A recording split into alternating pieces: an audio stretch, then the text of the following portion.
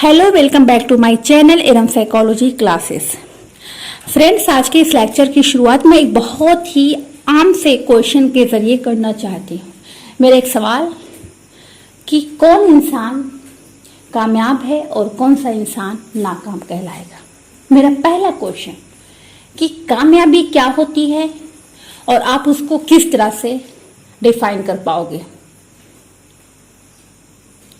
है तो एक आम सा सवाल, है तो एक बहुत ही कॉमन क्वेश्चन, लेकिन बात यहाँ पे गौर करने की है, एक बार सोचने की है कि कामयाबी होती क्या है।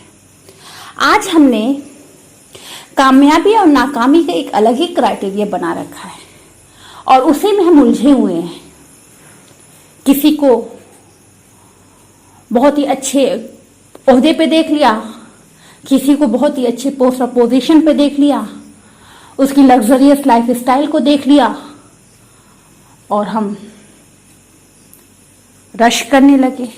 रश करना अच्छी बात है, होना भी चाहिए, कंपटीशन करना भी अच्छी बात है, लेकिन कंपटीशन कैसा होना चाहिए? हेल्दी कंपटीशन हो जाए, अनहेल्दी कंपटीशन नहीं कि दूसरे को देख करके आप ये सोचें कि मुझे भी मेहनत करना है और उस जैसा बनना है।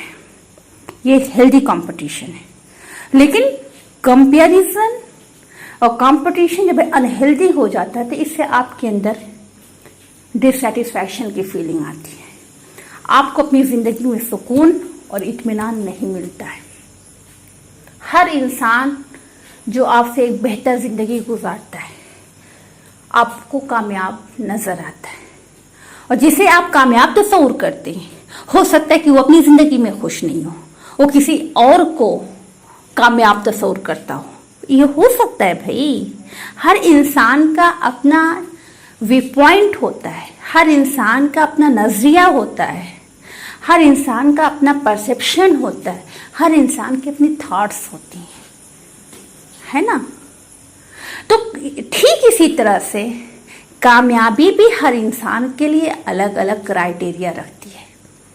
इसको आप एक क्राइटेरिया के बेसिस पे डिफाइन नहीं कर पाओगे, समझ रहे हैं ना। तो किसी इंसान के लिए पैसे इकट्ठा करना, बैंक बैलेंस बनाना, एक लग्जरियस लाइफ स्टाइल अपनाना कामयाबी हो सकती है। ये उसका क्राइटेरिया कि मुझे क्या बनना है, एक अमीर व कबीर इंसान बनना है, एक धनवान इंसान बनना है। तो कोई इंसान ऐसा भी होगा जिसके अंदर इन तमाम चीज़ों की कोई ख्वाहिश नहीं होगी।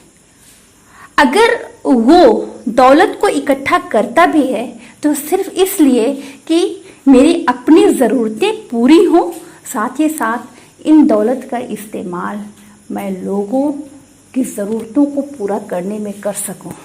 और अगर उसको दूसरों की हेल्प करके, दूसरों की सेवा करके खुशी मिलती है तो खुशी का पाना ही उसके लिए कामयाबी है। ठीक।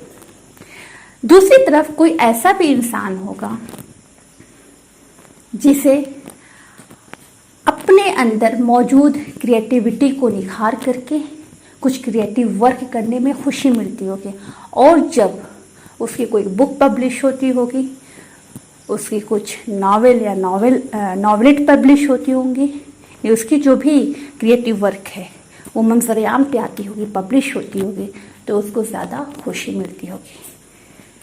तो आपने क्या देखा कि हर इंसान का अपना अपना क्राइटेरिया है। तो कौन कामयाब है, कौन नाकाम है, ये हमारी अपनी सोच, अपनी पसंद और नापसंद पर डिपेंड करता है। तो यहाँ पे मैं आपसे ये बात कहना चाहूँगी, अगर आप चाहते हैं कि आप ज़िंदगी में कामयाब हो, आप ज़िंदगी में आला से आला कामयाबी हासिल करें। कामयाबी का मतलब ये है कि अगर आप अपनी ज़िंदगी में पुरसुकून और खुश रहना चाहते हैं, आप चाहते हैं कि आपकी जो लाइफ है वो सेटिस्फैक्ट्री गुजरे, तो आपको चाहिए कि आप दूसरों की पसंद के मुताबिक अपने अंदर टैलेंट्स, स्किल्स, एबिलिटीज़ को तलाशें नहीं, बल्कि अपने अंदर मौजूद इनिट एबिलिटीज़ या पोटेंशियल्स को तलाशें और फिर उसको निखारने की कोशिश करें। पहले गौर करें खुद के बारे में कि मेरे अंदर कौन सी स्किल्स हैं, मेरे अंदर कौन सा टैलेंट है, मेरे अंदर कौन सी एबिलिटी है।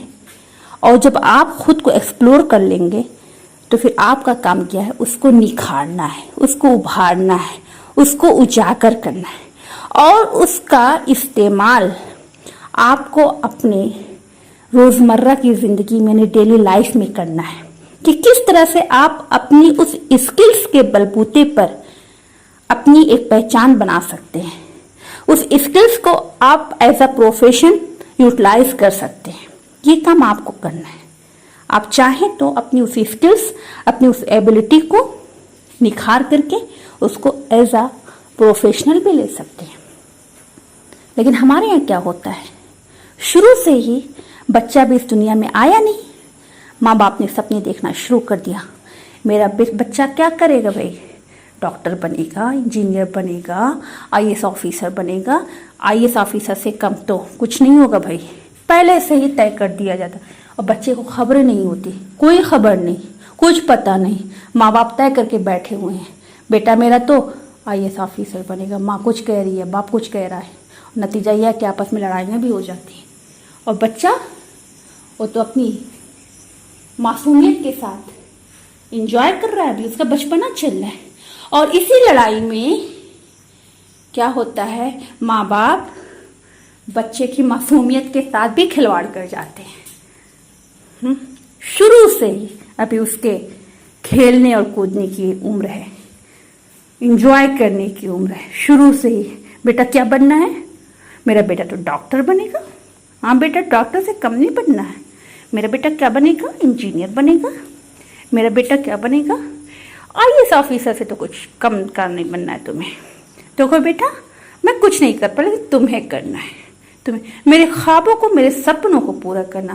और ये सपने, ये ख्वाब बच्चा ना देख करके माँ बाप से ज़बरदस्ती दिखवाते हैं। ये नहीं कहते कि पेरेंट्स सपने ना देखें, मैं ये नहीं कहती कि वो अपने बच्चों को सपने ना दिखवाएं, बिल्कुल दिखवाएं, लेकिन एक बार तो ज़रा गौर करिए, उस बच्चे को ऑब्जर्व करिए कि उसके अंदर कौन कौन सी एबिलिटी हैं, कौन कौन से टैलेंट्स हैं, कौन कौन से पोटेंशियल्स हैं। एक बार ज़रा गौर करिए, शुरू से आखिर तक, जब तक वो मैच्योर नहीं होता, वो 12th तक नहीं पहुंचता है, आप उसकी पर्सनालिटी को ऑब्जर्व करते रहें, देखते रहें कि उसके अंदर कौन कौन सी सलाहियतें मौजूद हैं।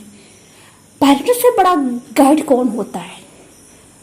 पेरेंट्स अगर चाहे ना अपने बच्चे की एक एक एबिलिटी को परख ले, लेकिन नहीं, उनको फुर्सत ही नहीं है। वो तो लगे हुए हैं क्या करने में, सिर्फ और सिर्फ बैंक बैलेंस बनाने में।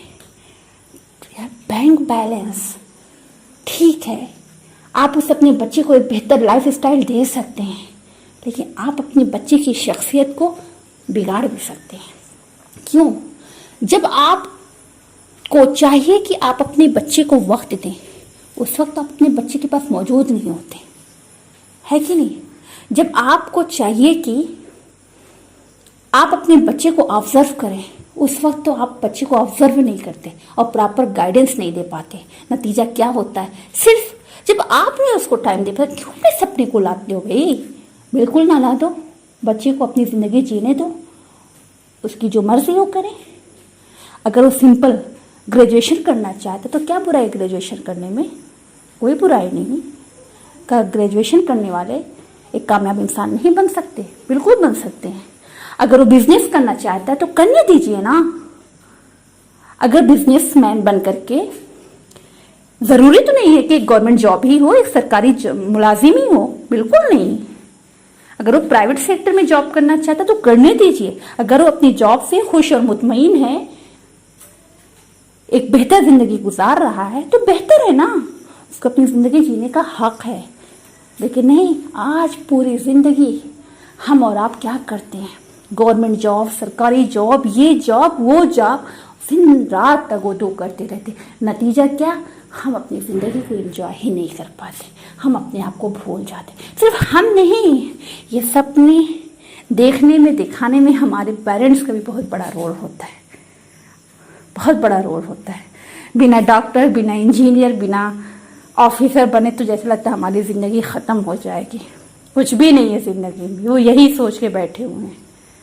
मैं बता दूँ, एक जो कारपेंटर होता है ना, जिसको हम बढ़ई बोलते हैं, अगर वो अपना काम करके बहुत खुश और मुतमईन है और अपनी फैमिली को बहुत अच्छे से वो देखभाल कर रहा है ना, तो एक कामयाब इंसान है। एक चाय बेचने वाला जो होता है, बड़े आराम से गुनगुनाता हुआ चाय बनाता है, एक अच्छी सी कड़क चाय आपको पिलाता है, अगर वो खुश और मुतमईन है अपनी ज़िंदगी में, तो एक कामयाब इंसान है। आपके पास एक अच्छी सी जॉब, अच्छा सा ओहदा, अच्छे पोस्ट ऑफ पोजीशन, हाँ, एक अच्छा सा घर, गाड़ी घोड़े, न जाने क्या क्या आपके पास है, लेकिन आप जब घर के अंदर आते हो ना, चेहरे पे 12 बज रहे होते हैं।